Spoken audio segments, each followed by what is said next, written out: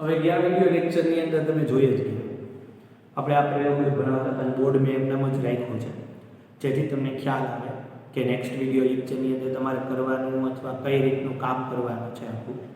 તો આપણે આ વિડિયો લેક્ચરની અંદર છે એ સામાન્ય રીતે આગળ વધીએ તો પીળા અને ગોળ ફૂલ, લીલા અને કરબચડા ફૂલના જે કંઈ ડીએનએ છે એના વિશે માહિતી આપવાની છે. આ ડીએનએ ની અંદર આપણે એવું ધારી લઈએ કે પીળા અને ગોળ ફૂલ છે એમનો DNA capital Y capital R થશે. પીળા અને ગોળ ફૂલનો DNA capital Y capital R થશે. આપણે આ લખીએ capital Y capital R plus લીલા અને કરબચડાનો ડીએનએ સ્મોલ આર ગણીએ સ્મોલ આર ગણીએ તો આ DNA capital Y capital R ગણીએ. આ ડીએનએ સ્મોલ આર ગણીએ સ્મોલ આર. આ બે વચ્ચે જે પહેલી પેઢી પેદા થઈ છે એમના ડીએનએ આપણે જોતા હોય. પહેલી પેઢી જે પેદા થઈ છે પીળા અને ગોળ ફૂલવાળી એમના ડીએનએ જોતા હોય તો એમના ડીએનએ છે પીળા અને ગોળ ફૂલવાળી ડીએનએ છે એ કેવી રીતના બનશે તો સ્મોલ y કેપિટલ R બરાબર સ્મોલ r કેપિટલ R. આવા DNA small y capital R small r આવો ડીએનએ બને જે આ ડીએનએ છે એ F1 પેઢીનો છે અને બધા જ ફૂલ પીળા અને ગોળ થાય. આના ઉપરથી ખબર પડે કે કેપિટલ વાય ખાલી એકલો હશે ને તોય ફૂલ તો પીળું જ થાય અને કેપિટલ આર એકલો હશે ને તોય ફૂલ તો ગોળ જ થાય. એમાં કોઈ ફેરફાર નહીં રહે. એટલે સ્મોલ વાય અને સ્મોલ આર છે એ કોઈ કામના હાલ પૂરતા પહેલી પેઢીમાં તો નથી જ લાગતા. એટલે પહેલી પેઢી છે એ પહેલી પેઢીની અંદર કઈ સ્મોલ વાય અને સ્મોલ આર છે એ કોઈ કામના આપણે લાગતા નથી કારણ કે પહેલી પેઢીમાં capital Y capital R small r બધા જ ફૂલ પીળા અને ગોળ જ થાય છે. બરાબર છે. ઇમિડિયેટ કેમ બને વાય થી આ લીધો આઈ થી આ લીધો વાય આઈ થી આ લીધો અને આઈ થી આ લીધો પછી બીજા વાય નો આવ્યો વાય અને આઈ થી વાય આઈ થી વાય આઈ થી વાય પછી આ લીધો અને પછી પાછો એટલે પહેલો ડીએનએ ટૂંકમાં F1 પેઢીમાં આપણે કેમ ઓલા F1 પેઢીમાં ઊંચા છોડના કેપિટલ ડી સ્મોલ ટી આવું જ બન્યું. એમ અહીંયા કેપિટલ વાય સ્મોલ આર ને કેપિટલ આર ને સ્મોલ આર આવો જ ડીએનએ બને. ચારે ચાર ડીએનએ આવા બને. હવે આનું આપણે F2 પેઢીમાં રૂપાંતરિત કરવાનું. F1 પેઢી છે એનું રૂપાંતરિત F2 પેઢીમાં કરીએ.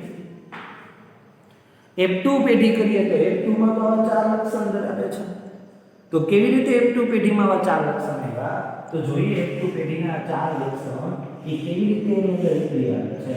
કે F2 પેઢીના આ ચાર લક્ષણ છે એ ચાર લક્ષણને તમે ધ્યાનથી જુઓ. આયા છે F2 પેઢી. આ F2 પેઢી માટે આપણે વાત કરીએ તો આ ડીએનએ છે અહીં લખું capital Y small y capital R small r. એ જ ડીએનએ લખી નાખું capital Y small y capital R small r. તમને યાદ હોય તો આપણે ટીટી વાળામાં એવું જ કર્યું હતું કેપિટલ T સ્મોલ t આ બાજુ કેપિટલ T સ્મોલ t. આમાં પણ એ જ કરવાનું capital R small r capital Y small y capital Y small y capital R small r. હવે આ જે છે ને એને હું થોડુંક આયા સમજાવું તમને તો શું તમને ખ્યાલ પડશે કારણ કે આ થોડું અઘરી વસ્તુ છે.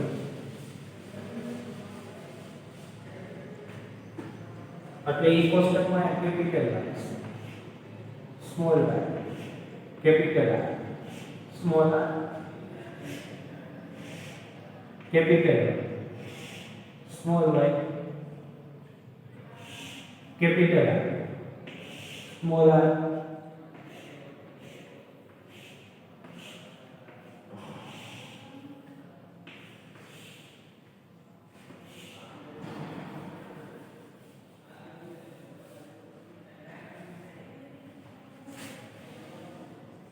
હવે આપણે આના ડીએનએ બનાવવાનો પ્રયત્ન કરીએ તો અહીંયા સામાન્ય રીતે આ જે કેપિટલ Y સ્મોલ y છે એમના DNA બનાવવાના છે, બરાબર. તો આ DNA બનાવવાના, આ DNA બનાવ્યા, આ DNA બનાવ્યા, એવી રીતે તમારે DNA બનાવતા જવાના છે અને DNA બનાવીને આખું કમ્પ્લીટલી તમારે સમજવાનું છે. તો આવા DNA બનાવીને તમારે કમ્પ્લીટલી સમજવાનું છે. તેના માટેનું આપણે કોષ્ટક, એટલે આપણે તમને એવી વાતો કરતા હતા કે આવી રીતના DNA છે, આ બોક્સ છે એ નીચે તમને વ્યવસ્થિત ન દેખાય એટલા માટે આપણે આ F2 પેઢીનું બોક્સ છે એ ઉપર જવા દઈએ. આયા જે મેં બોક્સ દોર્યું તે મેં આયા દોર્યું. આ F1 પેઢીમાં બધા જ છોડ capital Y small y capital R small r બધા જ છોડ પીળા અને ગોળ થયા. F2 પેઢીનું જ્યારે આપણે વિવરણ કરીએ છીએ ત્યારે F2 પેઢીના વિવરણમાં મેં આવી રીતે આના capital Y small y capital Y small y capital R small r capital R small r મૂક્યા. અહીંયા પણ એ રીતે જ આ જ રીતે capital Y small y capital R small r એટલું થઈ ગયા પછી આમાં બબે લક્ષણ છે, એક એક લક્ષણ નથી. એટલે તમે પીળા સાથે ગોળનું લક્ષણ આપવું જ પડે. એટલે આમાં તમારે જે DNA બનશે એ DNA નો સેટ બનશે, આખો યુગ્મ જોડ બનશે. એટલે તમારે એમાં જ પડવાનું કાંઈ, તમારે ખાલી કેવી રીતે DNA બનાવવાને એ હું તમને શીખડાવું છું, એ તમે યાદ રાખી લો. પહેલા તો એટલું યાદ રહી ગયું ભાઈ આ DNA છે Y capital small capital small, ઈ જ માં અમે લખ્યો capital Y small y capital R. હવે શું કરો, જે આ કેપિટલ હોય ને કેપિટલ Y છે તો એક ઠેકાણે અહીંયા છે તો એની બાજુમાં કેપિટલ R મૂકી દો. અહીંયા પણ કેપિટલ Y છે તો એની બાજુમાં કેપિટલ R મૂકી દો. સ્મોલ y છે તો એની બાજુમાં સ્મોલ r મૂકી દો. સ્મોલ y છે તો એની બાજુમાં આપણે સ્મોલ r મૂકી દો. હવે આ કેપિટલ R છે ને તો એની બાજુની અંદર સ્મોલ y મૂકી દો. તો કેપિટલ R તો એની બાજુમાં આપણે સ્મોલ y મૂકી દો. અને સ્મોલ r છે ને તો એની બાજુમાં કેપિટલ y મૂકી દો. તો આપણે સ્મોલ r તો એની બાજુમાં આપણે કેપિટલ y મૂકી દો. એટલે કઈ રીતનો ઇશ્યુ થયો કે બે કેપિટલ છે એ y r કેપિટલ અને y r સ્મોલ. બીજું બે એક કેપિટલ છે એક સ્મોલ છે, આ y છે એ સ્મોલ છે તો આ કેપિટલ બન્યું, આ y કેપિટલ છે તો આ સ્મોલ બન્યું. અહીંયા પણ એવું જ કે આ r કેપિટલ છે તો y સ્મોલ બન્યું, આ y કેપિટલ છે તો આ સ્મોલ. આવી રીતનું કોષ્ટક બનાવવાનું. જો તમે યાદ નહીં રાખો તો નહીં ચાલે, આને યાદ રાખવું જ પડશે. અને આને કેમ યાદ રખાય મેં તમને હાઉ શોર્ટકટ ટ્રીક શીખડાવી કે આ જે DNA કહીનો છે y capital small r capital small એ પહેલા લખના આડા લખના ઉભા. પછી હું કીધું મેં કે કેપિટલ Y છે એની બાજુમાં કેપિટલ R મૂકો, સ્મોલ y છે એની બાજુમાં સ્મોલ r મૂકો. એટલે આ બે DNA કમ્પ્લીટ થઈ. અહીંયા કેપિટલ R હતો તો સ્મોલ y મૂકો અને અહીંયા સ્મોલ r હતો તો કેપિટલ y મૂકો. આવી વસ્તુ આપણે ડિફોલ્ટ આપી દેવાની, બસ કામ પતી ગયું. હવે તમારે શું કરવાનું છે, તો હવે તમારે ઓન્લી ફોર જોઈન્ટ જોડવાના છે. જોઈન્ટ કરવાનું છે, જોડવાના છે. કઈ રીતે જોઈન્ટ કરશું, કઈ રીતે જોડશું, તો આ બેના DNA ભેગા કરી દેશો તો આ બેના DNA ભેગા કરતો બંને કેપિટલ Y અને બંને કેપિટલ R આવશે. તો બે કેપિટલ Y અને બે કેપિટલ R આવ્યા. આ બેને જોઈન્ટ કરશો તો એક કેપિટલ આવશે, એક સ્મોલ y આવશે, એક કેપિટલ R આવશે અને એક સ્મોલ r આવશે. એટલે આ બેને જોઈન્ટ કર્યા, capital Y small y capital R small r. આ બેને જોઈન્ટ કરશો તો કેપિટલ Y સ્મોલ y પછી આવશે બે કેપિટલ R. પછી આ બેને જોઈન્ટ કરો પહેલા અને છેલ્લાને તો બે પહેલા કેપિટલ પછી એક કેપિટલ R આવશે અને એક સ્મોલ r આવશે. આવી રીતનું આખું કમ્પ્લીટલી કામ થયું. બંને કેપિટલ થયા, પછી એક કેપિટલ R આવ્યો પછી એક સ્મોલ r આવ્યો. તો આ ચાર DNA બન્યા. હજી જો તમને ભાન ન પડતી હોય ને તો આપણે આ બીજા DNA થી ટ્રાય કરીએ. ખબર ન પડતી હોય તો આપણે બીજો DNA લઈએ. અહીંયા શું છે તો કે કેપિટલ y, અહીંયા કોણ છે તો કે સ્મોલ y, અહીંયા કેવો છે તો કે કેપિટલ R, અહીંયા કેવો છે તો કે સ્મોલ r. અહીંયા બે ઠેકાણે કેવા છે તો બે સ્મોલ r r પણ સ્મોલ. હવે આ ચેક કરીએ આ બે સ્મોલ y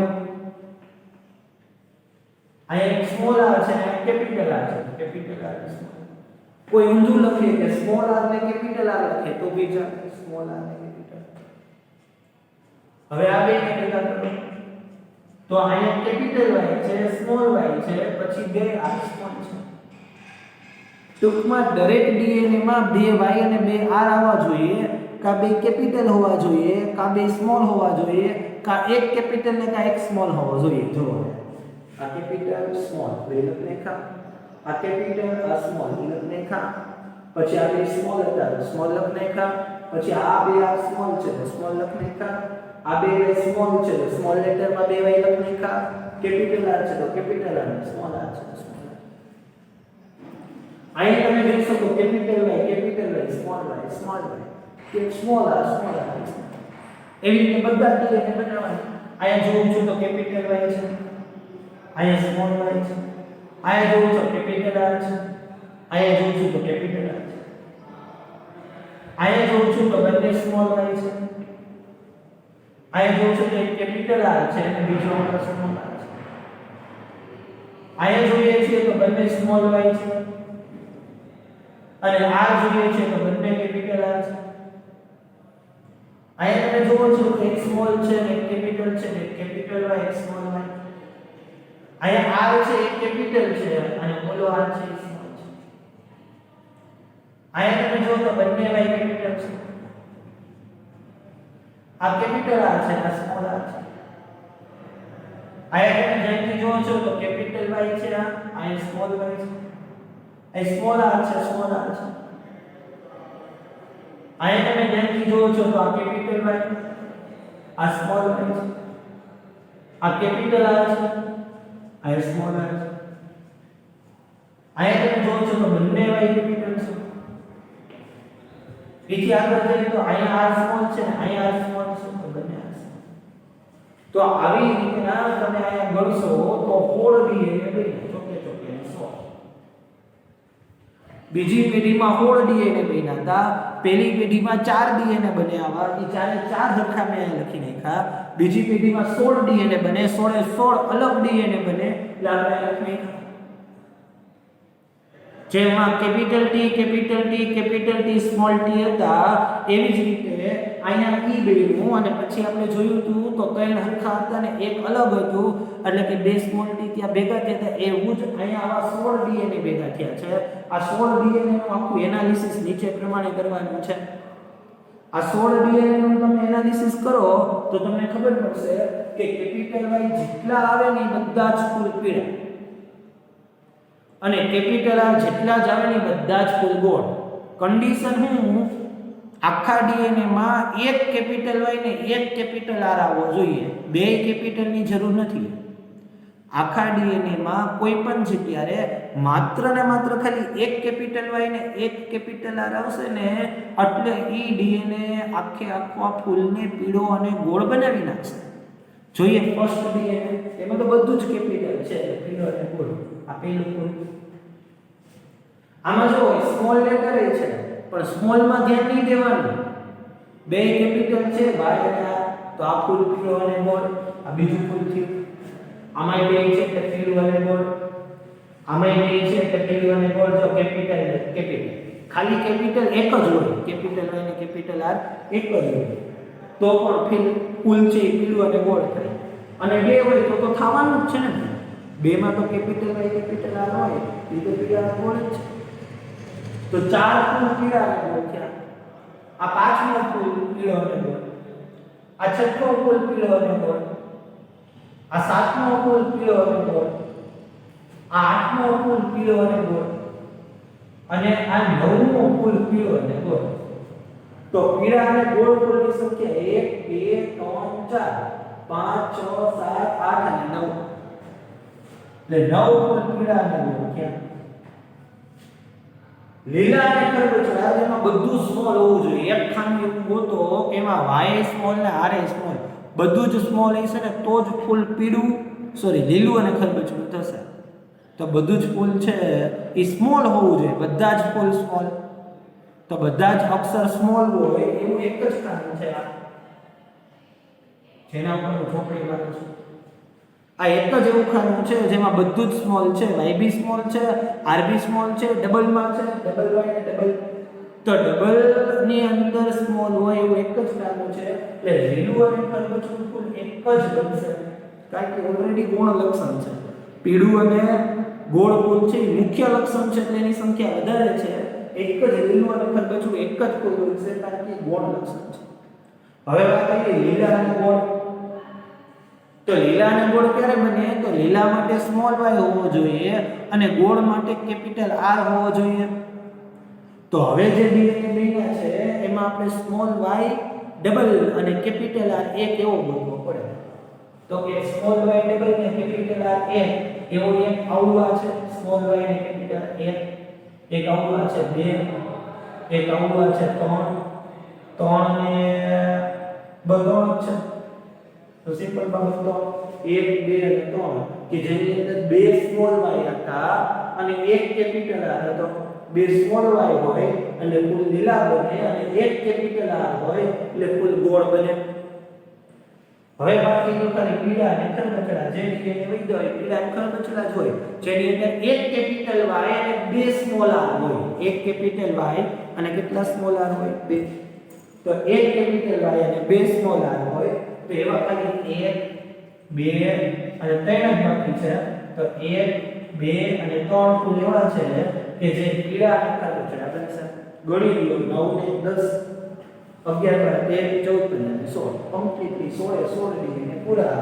એટલે જ્યારે બીજી પેઢી છે એની અંદર આવો રેશિયો હોય છે કુલમાં. આવો રેશિયો હશે. આવો રેશિયો એટલે કે ઝાઝા ફૂલ છે એ પીળા અને ગોળથી આવી છે. લીલા ગોળ અને પીળા ખરબચડા સમાનથી આવી છે અને લીલા ખરબચડા છે એ કુલ એક જ હશે. એટલે આ વસ્તુ છે એ લિમિટેડ છે. બહુ વધુ નથી. આ લિમિટેડ વસ્તુ હોય છે. પીળા અને ગોળ મહત્વની વસ્તુ હોય છે. એ કમ્પ્લીટલી વધારે હોય છે. તો આ જે DNA છે એને ખાસ ધ્યાન રાખવાના. ટોટલ 556 બીજ છે. આ 556 બીજમાંથી તમને ટેક્સ્ટ બુકમાં સંખ્યા આપેલી છે કેટલા પીળા ગોળ હશે એની સંખ્યા વધારે છે. લીલા ખરબચડા એની સંખ્યા હાવ ઓછી હશે. લીલા ગોળ અને પીળા ખરબચડા એની સંખ્યા સરખી હશે. તો ટેક્સ્ટ બુકની હવે આકૃતિ જોજો અને હવે આકૃતિની અંદર 556 બીજમાંથી 9% બીજ પીળા ગોળ, 556 બીજમાંથી 3% લીલા ગોળ ને પીળા ખરબચડા અને 1% લીલા ખરબચડા ફૂલનો સમાવેશ થાય છે. આ બધા પ્રયોગો ઉપરથી ખબર પડી કોઈ પણ લક્ષણ હોય એ આનુવંશિક ત્યારે જ બને કે જ્યારે DNA ફેરફાર થાય. DNA ફેરફાર વગર કોઈ દિવસ કોઈ વખત કોઈ લક્ષણ આનુવંશિક બનતું જ નથી. એટલે પેલું લક્ષણ આનુવંશિક બનવા માટે DNA ફેરફાર જરૂરી છે. DNA ફેરફાર ક્યારે થાય? DNA ફેરફાર પ્રોટીનને કારણે થાય. પ્રોટીનની માત્રા વધારે ઘટાડે થાય એટલે DNA ફેરફાર થાય.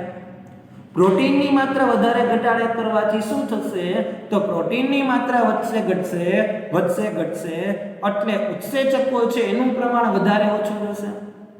આ ઉત્સેચકોનું પ્રમાણ વધારે ઓછું થાય એટલે અંતરસ્ત્રાવો છે એનું નિર્માણ વધુ ઓછું થાય અને લક્ષણો આનુવંશિક બને ને ફેરફાર થાય. હું આખું કહું છું તમને કઈ રીતે સમજાવું છું.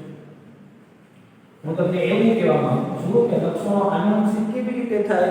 તો લક્ષણો આનુવંશિક થવા માટે DNA ફેરફાર જરૂરી છે.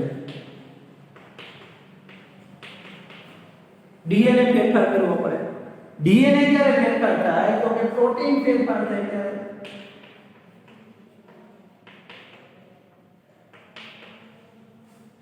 આ પ્રોટીનનો ફેરફાર ક્યારે થાય? તો પ્રોટીનનો ફેરફાર ત્યારે જ થાય જ્યારે ઉત્સેચકોનો ફેરફાર થશે.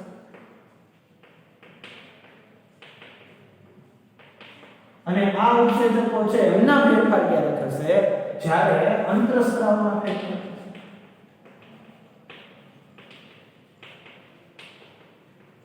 હું તમને ખાલી એક જ ઉદાહરણ તો ઊંચા અને નીચા છોડનું.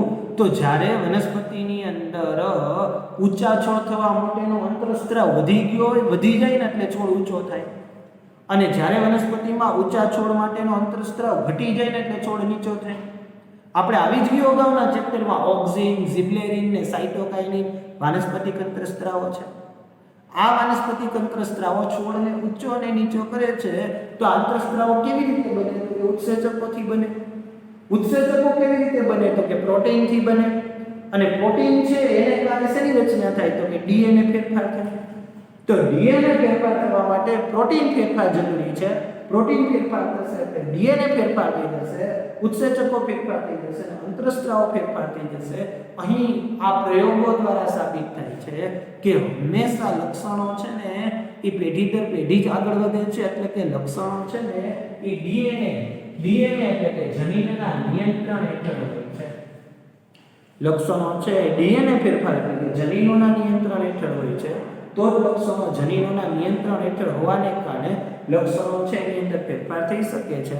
આના પરથી આખી સાબિતી થાય. આ કોરોના વાયરસની વાત છે, તેની વેક્સિન શોધાણી નથી. એનું કારણ કોરોના વાયરસ ડિફરન્ટ ટાઈપના છે, જુદા જુદા કોરોના વાયરસ છે. આ કોરોના વાયરસની અંદર ફેટી એસિડ અને પ્રોટીન છે.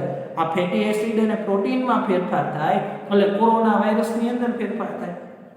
મારા શરીરની અંદર જે વાયરસ મળે એના ડીએનએ અલગ હોય, પછીના શરીરની અંદર વાયરસ મળે તો ઈ કોરોના વાયરસના ડીએનએ અલગ હોય. આવી રીતે જુદા જુદા પ્રકારના ડીએનએ ધરાવતા વાયરસ મળ્યા છે એટલે એની વેક્સિન બનાવવી અઘરી છે. તો હંમેશા લક્ષણો જનીનોના નિયંત્રણ હેઠળ હોય છે. જનીનો ડીએનએ ફેરફારને કારણે થાય છે. ડીએનએ ફેરફાર પ્રોટીનના ફેરફારને કારણે થાય છે.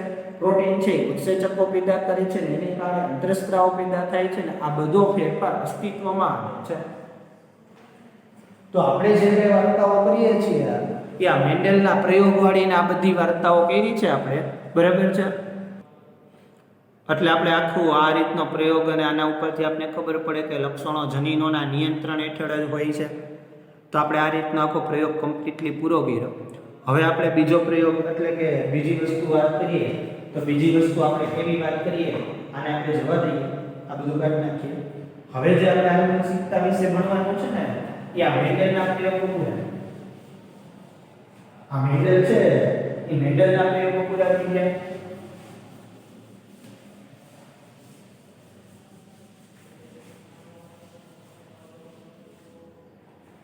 તો મેન્ડલના જેટલા પણ પ્રયોગો હતા એ મેન્ડલના પ્રયોગો પૂરા થઈ ગયા. હવે આપણે જે કંઈ સમજવાનું છે એ માત્ર ને માત્ર હવે આપણે મનુષ્યમાં લિંગ નિશ્ચય એ સમજવાનું છે.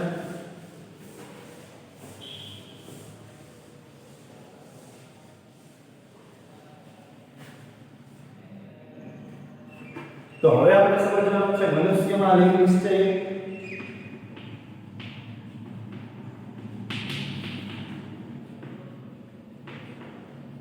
યાદ રાખજો આઈએમપી ક્વેશ્ચન છે. જૂના કોર્સમાં હતો ને કેટલી બધી વખત પૂછાઈ ગયો, નવા કોર્સમાં છે ને કેટલી બધી વખત પૂછાશે પણ ખરો. તો આ આપણા માટે આઈએમપી ક્વેશ્ચન છે. તમારી હમણાં આવનારી 6 માસિક એક્ઝામ છે, ક્યારે આવે તો ખ્યાલ નથી, પણ જ્યારે ક્યારે 6 માસિક એક્ઝામ આવશે ત્યારે પણ તમને આ પ્રશ્ન પૂછવામાં આવશે લિંગ નિશ્ચયન એટલે શું. તો આ લિંગ નિશ્ચયન વાળો પ્રશ્ન આઈએમપી છે, એક્ઝામમાં પૂછાશે, તમારે પાકો ભી કરવાનો છે. તો આ લિંગ નિશ્ચયન વાળો પ્રશ્ન છે એ તમારે પાકો કરવાનો છે કે મનુષ્યમાં લિંગ નિશ્ચયન સમજાવો. અથવા આ પ્રશ્ન ફેરવી નહીં પૂછે લિંગ નિશ્ચયન એટલે શું, મનુષ્યમાં લિંગ નિશ્ચયન સમજાવો. તો લખવાનું પેલા લિંગ નિશ્ચયન એટલે શું, સજીવોમાં લિંગ નિશ્ચય કરવાની પદ્ધતિ, લિંગ નિશ્ચય કરવાની પદ્ધતિ,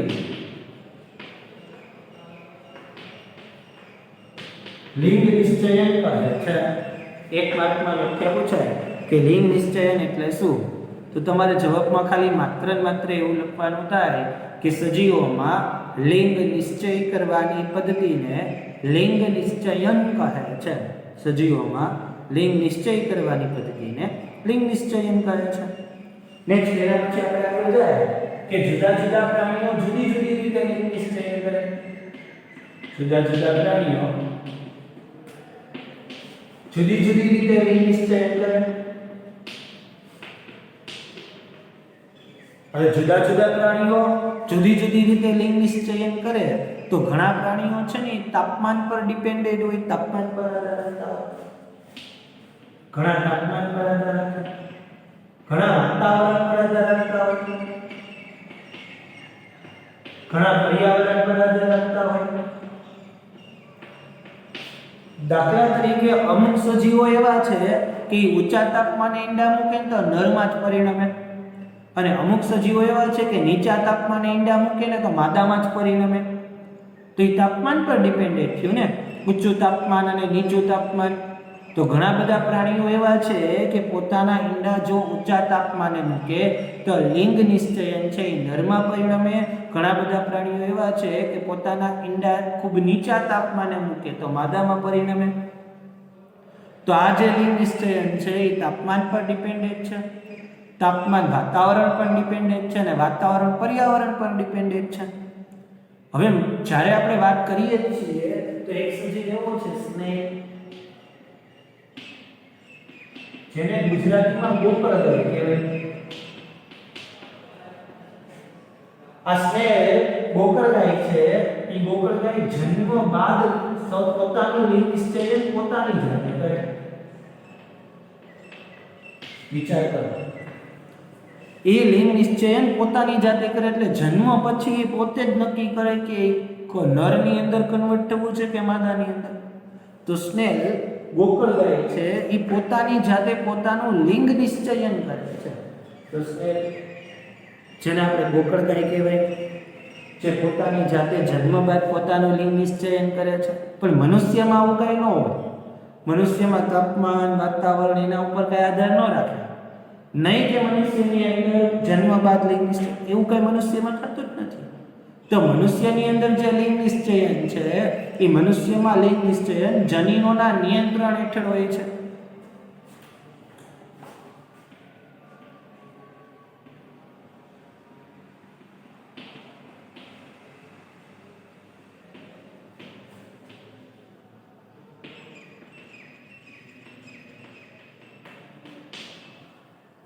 તો મનુષ્યની અંદર જે લિંગ નિશ્ચયન છે એ મનુષ્યની અંદર લિંગ નિશ્ચયન જનીનોના નિયંત્રણ હેઠળ જ હોય છે.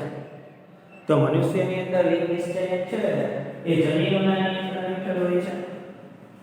હવે આપણે આગળ જોઈએ કેવી રીતે મનુષ્યમાં લિંગ નિશ્ચયન જનીનોના નિયંત્રણ હેઠળ હોય. તો મનુષ્યની અંદર 23 જોડ રંગસૂત્રોની હોય.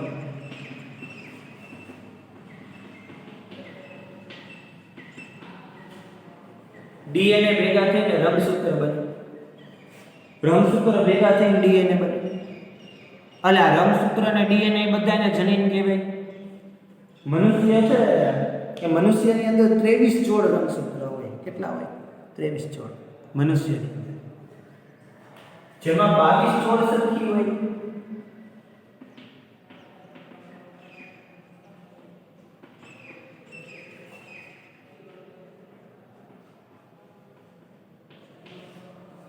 એટલે પુરુષ અને સ્ત્રીમાં 22 જોડ સરખી હોય.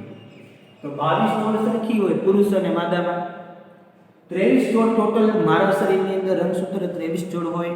તમારા શરીરની અંદર રંગસૂત્ર 23 જોડ હોય. આપણા મધર ફાધર છે તો એમની અંદર 23 જોડ રંગસૂત્ર હોય. પણ આ 23 જોડમાં 22 જોડ છે ને એ સરખી હોય. 23 જોડ છે એ 23 જોડમાંથી 22 જોડ સરખી નર અને માદામાં. એક જ જોડથી લિંગ નિશ્ચયન થાય એટલે કે સંતતિનું નિરૂપણ થાય. 22 જોડ હતી છે. જો 23મી જોડ XX પ્રકારની હોય તો થનારી સંતતિ છે એ માદામાં, અને જો 23મી જોડ છે એ XY પ્રકારની હોય તો થનારી સંતતિ છે એ પુરુષમાં. જો XX પ્રકારની હોય તો માદામાં રૂપાંતરિત થાય છે, અને 23મી જો XY પ્રકારની હોય તો નરમાં રૂપાંતરિત થાય છે. XX એટલે એને સમજાત રંગસૂત્ર કહેવાય. બે સરખા છે.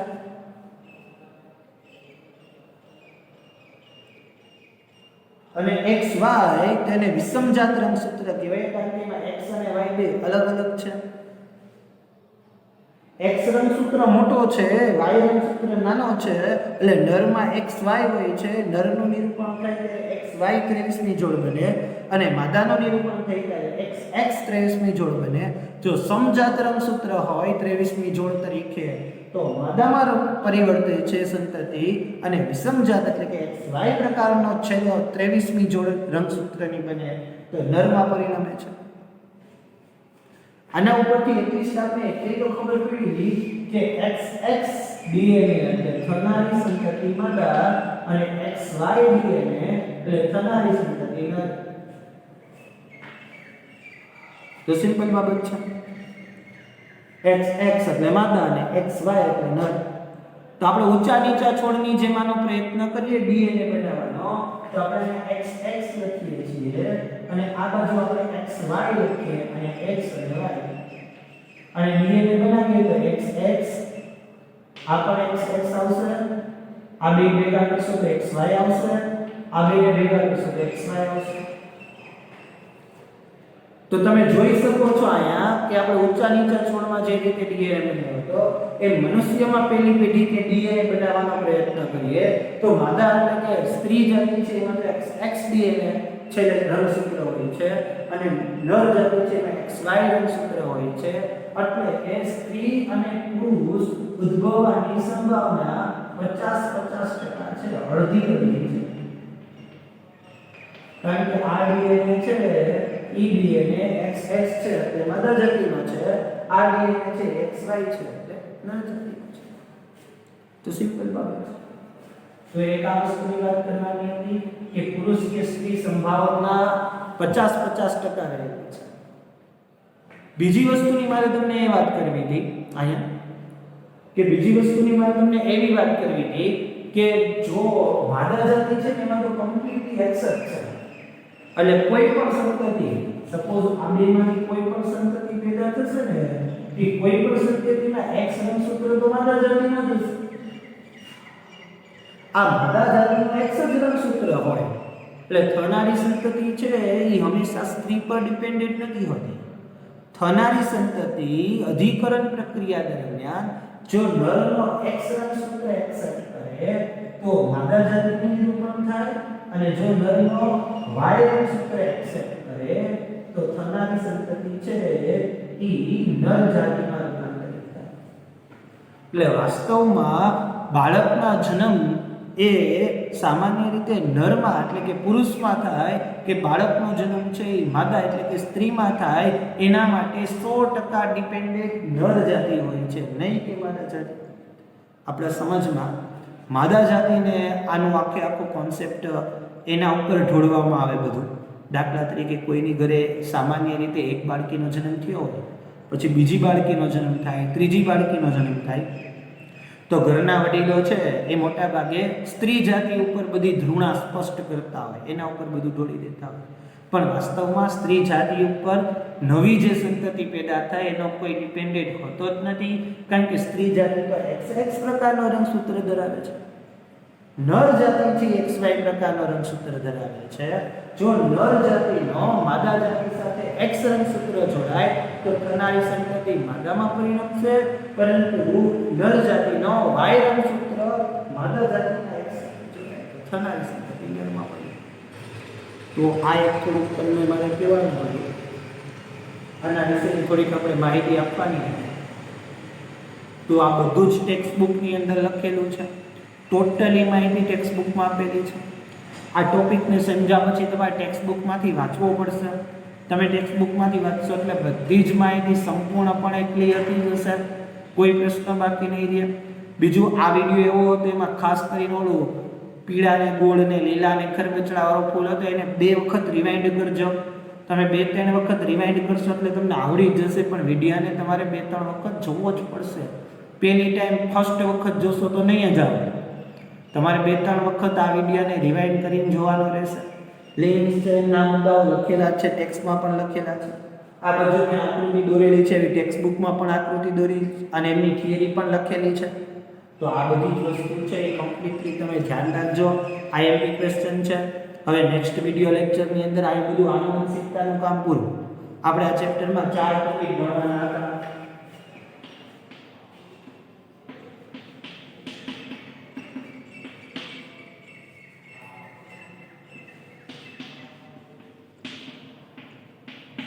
ભિન્નતા, આનુવંશિકતા, ઉદ્વિકાસ અને વર્ગીકરણ.